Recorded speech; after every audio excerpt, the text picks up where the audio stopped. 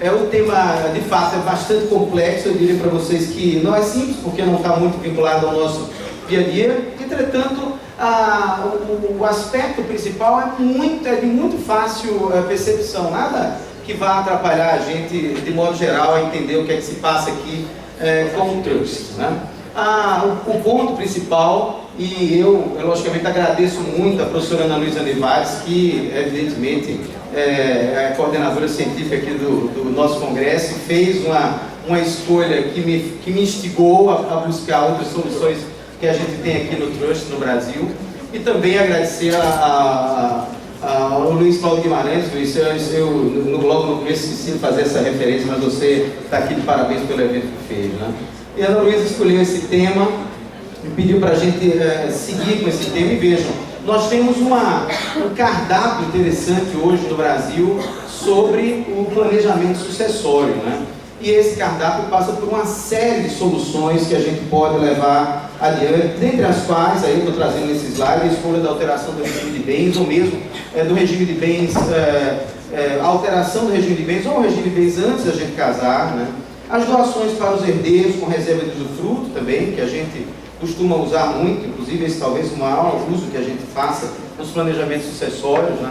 A partilha amigável em vida, que ainda agora há pouco foi referida aqui pelo professor Mário, assim como as constituições de holdings familiares, que hoje em dia ganhou uma boa parte do nosso dia a dia, principalmente nos escritórios de advocacia. Muita gente procura para fazer a sistemática de holding familiar, que às vezes é indicada e às vezes não, nem sempre é indicada, é sempre bom deixar isso bem claro. Assim como também nos utilizamos do testamento, dos contratos de seguro, dos planos de previdência, e daqui a pouco a gente também vai ter algumas, o professor Gustavo vai fazer algumas considerações em todos os planos de previdência.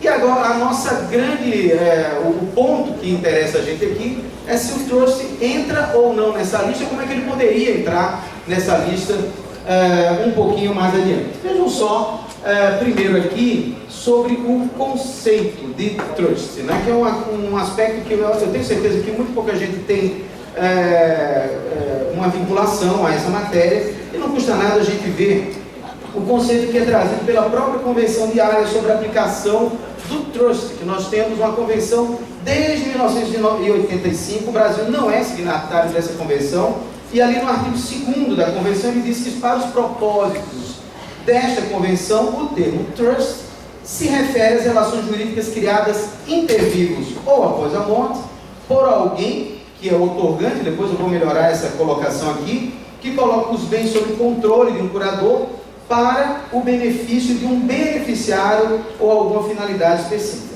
Em outras palavras, o que nós vamos fazer aqui é uma terceirização da administração de determinados bens que a gente tem. O grande foco do trust, que todo mundo precisa colocar na cabeça logo nesse primeiro momento, é exatamente essa característica que a gente traz aqui. Muito bem. Além desse aspecto conceitual, é muito importante a gente também levar em conta quais são os elementos que estão envolvidos aqui no trust. Eu estou aqui classicamente fazendo aquela apresentação do assunto, levando em conta os elementos subjetivos, os elementos objetivos e os elementos formais que nós temos aqui em torno do trust, né? E eu vou me valer aqui muito, é importante que também todos saibam, como nós não temos a figura aqui no direito brasileiro, eu vou me valer de uma pesquisa que eu fiz de direito comparado da utilização do trust em alguns estados americanos. Isso é importante também deixar claro como um pressuposto aqui das nossas considerações. Nós temos aqui uma figura que é o settlor, que na verdade a gente chama de instituidor ou outorgante. Esse aqui é o dono do patrimônio e vai separar uma parte do patrimônio dele para entregar a alguém, e essa parte do patrimônio que é segregada é justamente o que a gente chama do trust. Nada mais do que isso. Eu pego alguns bens que nós temos, por exemplo, casas, ações, carros, separo, faço a segregação patrimonial desse patrimônio, e aí eu tenho a constituição de modo bastante simples de uma figura, que é essa figura do trust. É essa pessoa, que é o instituidor, que faz isso. É um dos membros aqui, uma das partes envolvidas aqui nas nossas considerações. Além dele, existe um outro, que é o trustee. Vejam que nós temos aqui duas letras S aqui no final, que a gente vai chamar de fiduciário, curador, aqui ao longo também da nossa explanação. para melhorar a nossa comunicação. E é ele quem recebe do instituidor esse patrimônio, mas esse patrimônio não fica com ele. Isso também é um dado importante aqui para a gente. O patrimônio não vai, embora ele seja o titular do patrimônio, ele segrega esse patrimônio numa outra, no outro local, digamos assim, é uma segregação patrimonial, separa esse patrimônio e ali ele vai fazer a administração desse patrimônio para o instituidor. Esse aqui é um ponto importante aqui para a gente também levar em consideração. Vejam que o fiduciário, como assim também é chamado, ele pode ou não ser remunerado por isso. Inclusive isso diferencia a figura do trust de algumas figuras e algumas categorias que nós temos aqui no direito brasileiro, como é o caso do fideicomisso no direito sucessório. Mas depois eu trato melhor dessa circunstância também. Vejam que o trustee, também o curador, ele pode ser uma pessoa física ou uma pessoa jurídica. É muito comum em outros países o curador ser um banco, por exemplo. Eu entrego todo o meu patrimônio a um banco, o banco tem um setor que vai cuidar justamente da administração desse patrimônio para o instituidor. Portanto, não há nada que impeça que ele seja uma pessoa jurídica. E depois de toda essa formatação, nós temos a figura do beneficiário, aquele que vai viver da renda que é administrada, dos bens que é administrado pelo curador. Portanto, nós temos aqui uma terceira pessoa que receberá o proveito da administração desses bens por parte do instituidor propriamente. Muito bem, vejam que além do elemento subjetivo, desses três personagens que nós também temos uma figura importante aqui do elemento objetivo, que é exatamente o corpus, ou seja, são todos aqueles bens que nós vamos separar dentro do nosso patrimônio para se criar um trust. Eu vou pegar lá aqueles bens que ainda agora há pouco eu fiz menção, segrego, ele vai ser, ali vai ter a criação de um trust, e isso aqui a gente chama de elemento objetivo, aqui dentro dessa figura que nós estamos observando. Vejam só que quem é titular desse trust não é instituidor necessariamente, embora possa ser, mas sim um curador, uma outra pessoa que vai cuidar exatamente, vai fazer a administração para o instituidor especificamente. Além desses aspectos, chama muito a atenção da gente aqui o elemento formal propriamente. Eu não estou achando aqui onde é que está aqui está aqui o nosso sensor, mas vamos lá. Existe um outro elemento importante, que é esse elemento formal. Quando a gente pega a Convenção de Haia sobre o trust para entender o que é que a Convenção quis dizer, veja, ela não exigiu necessariamente que o trust fosse um contrato, ou na formalização dele como contrato, claro que como testamento ele vai ter que ser formal, mas como contrato não fosse necessariamente formal. Pode ser inclusive um contrato verbal. A própria Convenção fala dessa possibilidade. Entretanto, ela diz que só vai levar em consideração aqueles estados, portanto, os países, que adotarem os sistemas de trust por escrito, embora não seja necessariamente por escrito. Também a Convenção deixou isso aí bem aberto. Nós não temos, digamos assim, um instituto formal, é um instituto informal, embora haja essa consideração em torno da forma lá no artigo 3º da Convenção.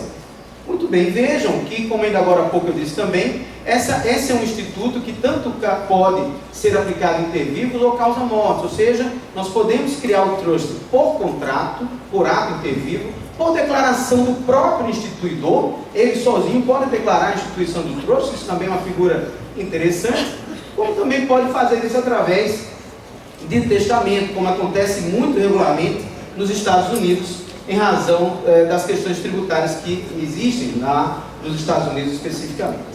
Quais são as características então que nos trazem aqui para analisar a figura do trust e ver como é que isso se configura na perspectiva brasileira, que é o ponto central da nossa consideração aqui. Vejam, a primeira característica importante aqui do trust é que há uma segregação patrimonial. Essa segregação patrimonial, eu já falei dela algumas vezes, eu daqui a pouco vou voltar a ela, mas além da segregação, os bens do trust também devem ficar em nome do curador, ou seja, há uma transmissão do patrimônio para o nome do curador. Isso, claro, leva a alguns aspectos tributários relevantes, como é o caso, por exemplo, do pagamento do imposto de transmissão. Aliás, um dos grandes entraves que a gente tem para a instituição do trust no Brasil, porque você tem que pagar o imposto de transmissão, e nesse caso o imposto de transmissão aplicável é o ITCMD. Portanto, alguns estados chamam de ICD, enfim, ou ITCD, como deu uma variação muito grande nos nossos estados brasileiros,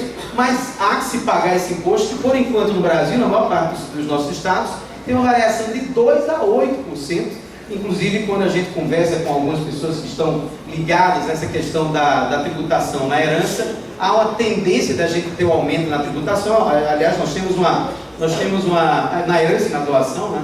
Nós temos uma autorização, inclusive, do centro da nossa lei para aumentar até 20%, né, da nossa Constituição. Né? Muito bem. Além dessa característica, outra que chama atenção é que os bens do trust possa ser recuperado caso o curador ele administre mal ou então faça confusão patrimonial. É bom lembrar que o patrimônio do curador não tem nada a ver com o patrimônio do trust exatamente. São dois patrimônios separados que são formados ali, como eu vou inclusive mostrar mais adiante a vocês. Além disso, também o curador tem poderes que devem ser respeitados, poderes e deveres que devem ser respeitados e que são instituídos pelo próprio curador, o instituidor. O instituidor, ao fazer o instrumento de instituição do trust, ele vai e diz quais são os limites que tem o curador para administrar aquele patrimônio que ele está segregando ali para fazer a composição do trust. Né? Além disso, um dos dados mais relevantes que eu acho aqui é que o patrimônio que está na mão do curador, que é o formador do trust, não responde por dívida do curador. Isso é um dado realmente muito importante aqui para a gente. Assim como não entra em eventual sucessão do próprio fiduciário. Esse é aliás, do fiduciário propriamente. Esse também é um dado realmente interessante para a gente. E, consequentemente, também não entra em partilha entre vivos, como, por exemplo, pode acontecer na hipótese de divórcio do fiduciário. São patrimônios separados, efetivamente, que não são alcançados nessas circunstâncias. Vejam que esse slide aqui, ele serve justamente para a gente tentar melhorar a percepção que nós temos a respeito desse assunto. Quando eu disse ainda agora há pouco que nós temos aqui um patrimônio separado, vocês vejam que a gente pega o trust propriamente, portanto, todo aquele patrimônio que compõe o trust se separa do patrimônio do curador. São duas figuras diferentes que não vão ter nenhum tipo de influência entre si, e logicamente que quem fica na administração desse patrimônio é o próprio curador enquanto durar o trust. O trust normalmente ele é transitório, como a gente vai ver também um pouquinho mais à frente. Nesse slide aqui tem algumas observações que eu acho importantes. Alguns até já adiantei, mas, por exemplo, há uma certa ansiedade da parte da gente de se saber como é que se constitui o trust. Afinal, o que é o trust em si? O trust é uma figura que, de fato, ela não é configurada como uma pessoa jurídica. Nos outros países, quando a gente vai estudar a figura do trust em outros países, nós verificamos muito claramente que não há necessariamente uma pessoa jurídica formada. Há um patrimônio segregado, um ente despersonalizado, e esse patrimônio vai ser gerido por uma outra pessoa, como a gente já está vendo aqui, que é o fiduciário, que vai entregar todo o rendimento ali ao beneficiário, como a gente viu já em outras circunstâncias. Um dos grandes entraves que a gente tem no Brasil, de criar um trust no Brasil, é justamente uma noção que a gente passou a ter de termos aqui um desmembramento da propriedade. Isso é um fato interessante. Nós não estamos acostumados a tratar do desmembramento da propriedade. Aliás, nós não temos uma figura propriamente de desmembramento da propriedade no direito brasileiro. O direito brasileiro, na verdade, conhece o desmembramento da posse direta e posse indireta, mas a gente não conhece o desmembramento da propriedade. E, de fato, em princípio, poderíamos imaginar que aqui nós teríamos uma propriedade formal na mão do fiduciário e uma propriedade que fosse substancial, que estaria ali a serviço do beneficiário. Entretanto, toda a doutrina mais recente, isso é um dado interessante, toda a doutrina brasileira mais recente vem seguindo a linha de direção de que nós devemos nos afastar dessa ideia de desmembramento da propriedade propriamente e sim caminhar para a noção de formação de um patrimônio segregado. Aliás, não é novidade entre nós o patrimônio segregado. Nós trabalhamos com patrimônio segregado já há um certo tempo, basta falar do bem de família. O professor Orlando Gomes, quando tratava do conceito de patrimônio de afetação, um dos principais exemplos que ele usa é exatamente do bem de família, um patrimônio segregado nosso, que não está sujeito às intempéries das nossas dívidas, por exemplo, como acontece ali no bem de família. Aqui, por exemplo, quem também trabalha muito com direito imobiliário, como é o meu caso também, nós, quando conhecemos o sistema de incorporação imobiliária, a gente sabe que na incorporação imobiliária nós podemos criar o patrimônio de afetação da incorporação imobiliária, portanto, com patrimônio segregado, separado, isso já não é algo novo entre nós. E é isso que a gente quer que aconteça aqui no trust propriamente. Inclusive, eu vou trazer algumas estruturas, vou ter que passar aqui alguns pontos mais rápido, para que todo mundo possa entender bem essa figura.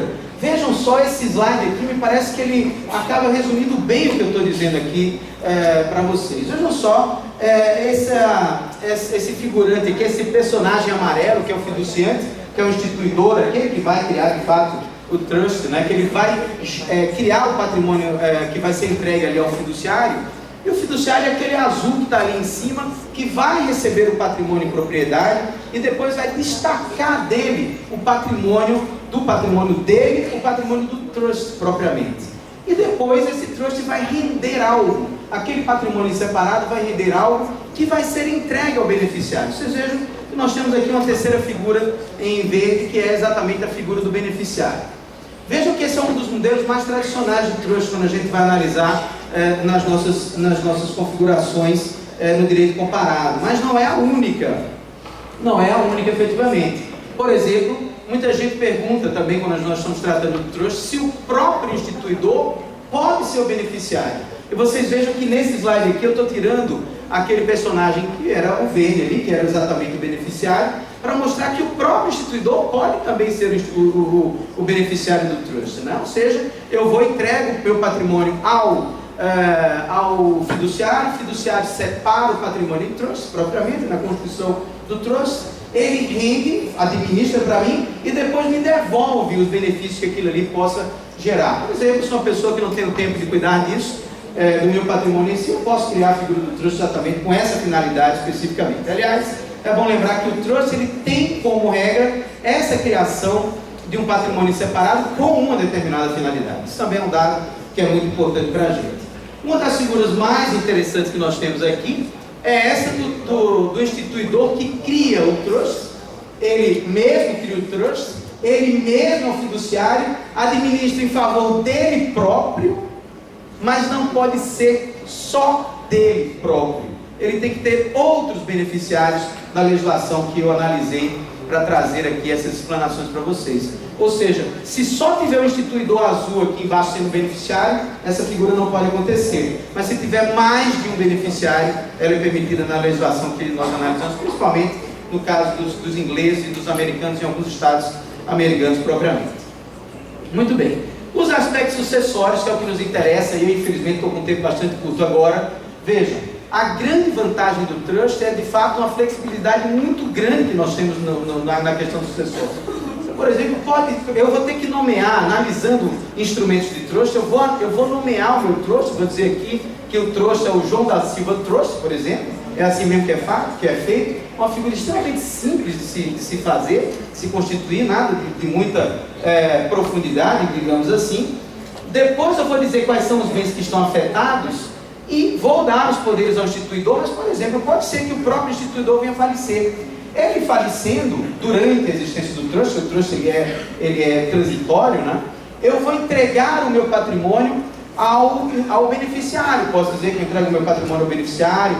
Posso dizer, por exemplo, que eu vou simplesmente silenciar sobre isso e deixar na mão de um juiz para dizer o que é que vai acontecer com o meu patrimônio depois do falecimento. Também é uma opção que tem em outras legislações que nós temos em direito comparado. Pode ser também que a gente tenha o falecimento do fiduciário. Vejam que a lei, ela autoriza que eu mesmo indique quem é o fiduciário substituto. Eu posso ter um fiduciário substituto.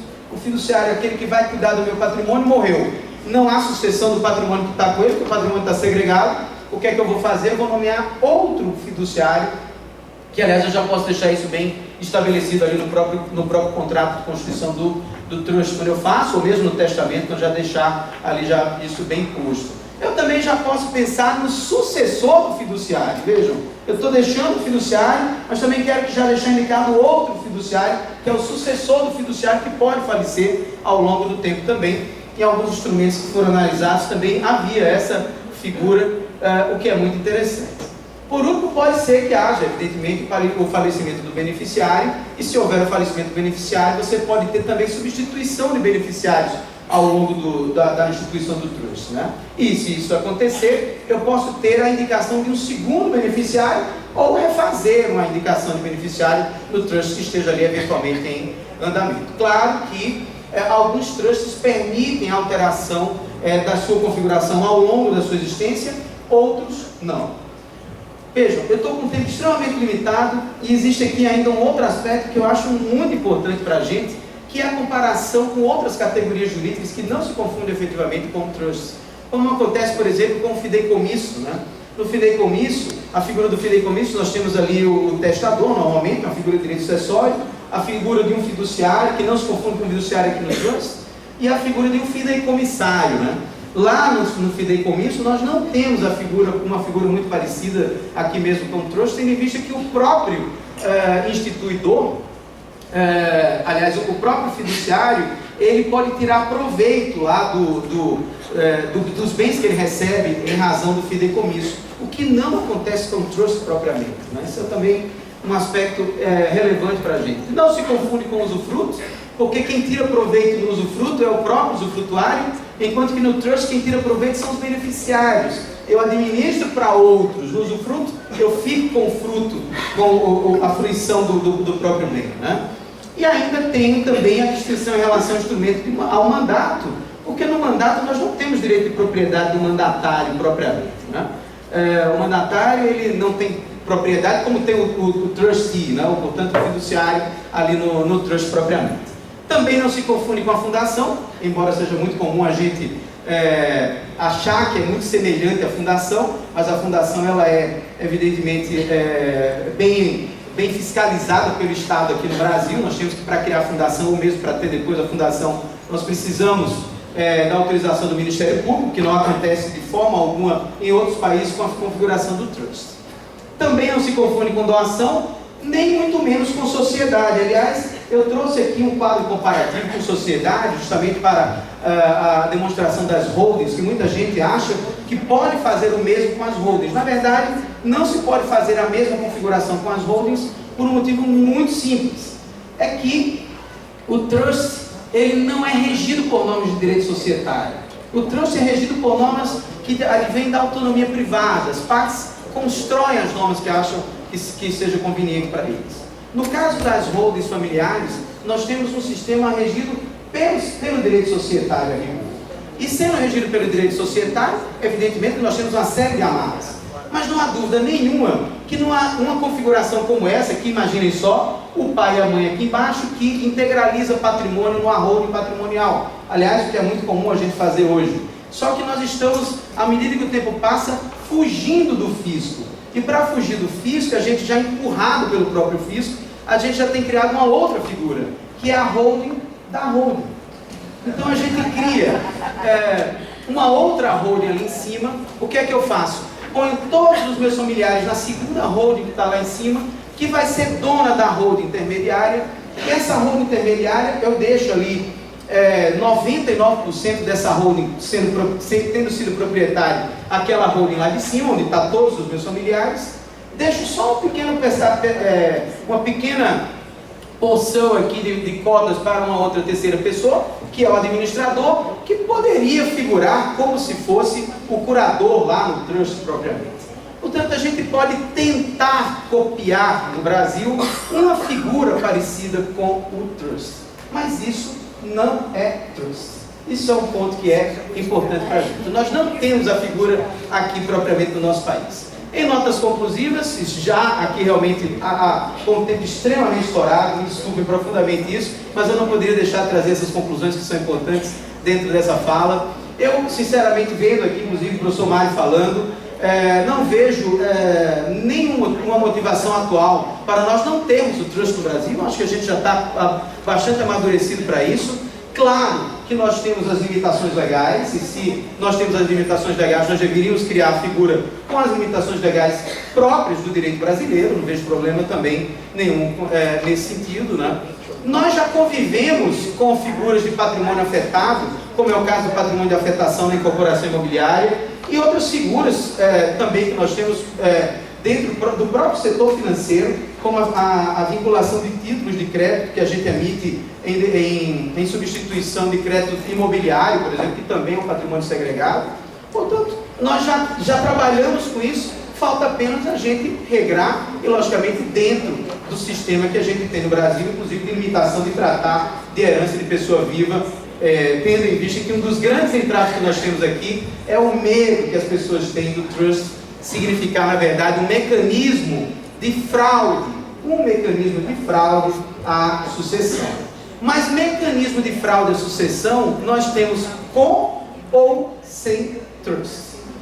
A gente sabe muito bem isso. As próprias holdings, quando a gente quer esconder mesmo, nós escondemos, na verdade, e criamos estruturas que são difíceis de serem localizadas numa sistemática de criação de holding, como a gente sabe muito bem.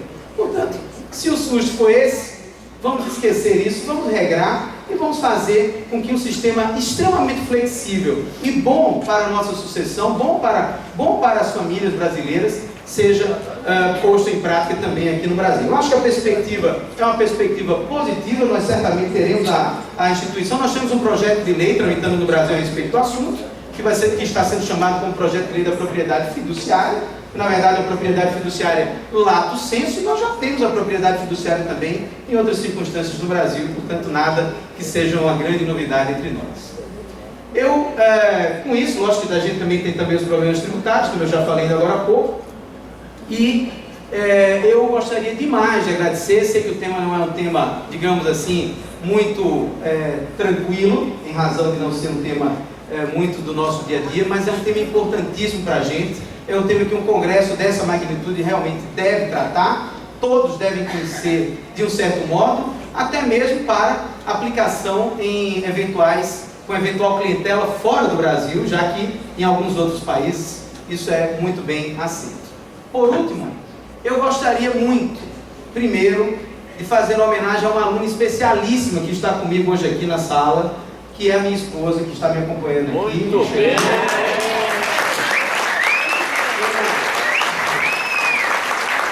Na verdade, pena dela, coitada, porque ela não é da área jurídica e queria muito vir, logicamente, abusos, né, que é esse lugar maravilhoso, evidentemente, e ainda quis ouvir essas palavras técnicas, imagino só, sobre direito. Tenho pena, mas é de fato uma homenagem que eu faço com muito bom coração, porque é uma das pessoas, evidentemente, mais especiais da minha vida, se não for mais especial.